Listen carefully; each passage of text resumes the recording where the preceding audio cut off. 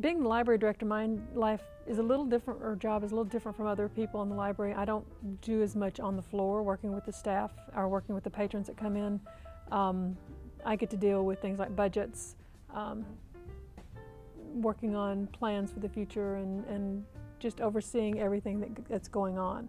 My staff does the hard work, working with, as people come in, helping them, answering questions, guiding them to the right resource, whether it's online or in a book format. Primarily, we just want people to continue to read. Sometimes, in a few years back, probably a little bit more than that, when e-books first came out, people thought, oh, libraries are dead, they're going away, we're not going to have them. Thank God that's not what's happened. People are still reading.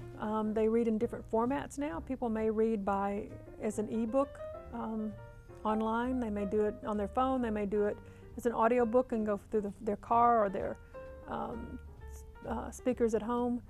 Then they can read a physical book. So there's so many formats now that we want to keep people reading, because if they don't read, they don't learn. If they don't learn, then we have an uneducated society. And we want to be sure that we have a good society, and the library is sort of that piece that brings everybody together.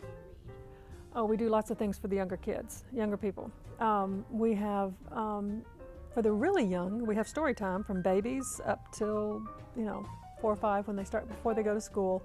So the mothers and fathers bring the kids in, and they do songs and games and read books to them, and that gets them some socialization as well as just, coming into the library and checking out more books. We have stuff for the teens. We have a teen room, and we try to have several programs at least once a week for the teens to come in and have something to do, somewhere to hang out a little bit and just have some activities.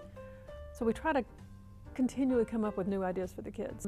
We have our South Carolina area, and that has a collection of books and materials on South Carolina, and it's specifically on Anderson County. So you can come in and do research on newspapers back to, I think our Independent Mail goes back into the early 1900s. You can do research online. It's the South Carolina Library Association, Hall of Fame. South Carolina Library Association is a group made up of librarians and other people interested in libraries. It's presented at their conference. Very fortunate. I had a staff member and a colleague nominate me for it. And it was basically just for the things I've been involved with. I helped start our consortium. I talked about the 19-member consortium of other libraries. I was one of the early people starting that. I'll try to provide what the community needs as inexpensively as possible and to everyone in the community. So everyone has that opportunity to have access to knowledge.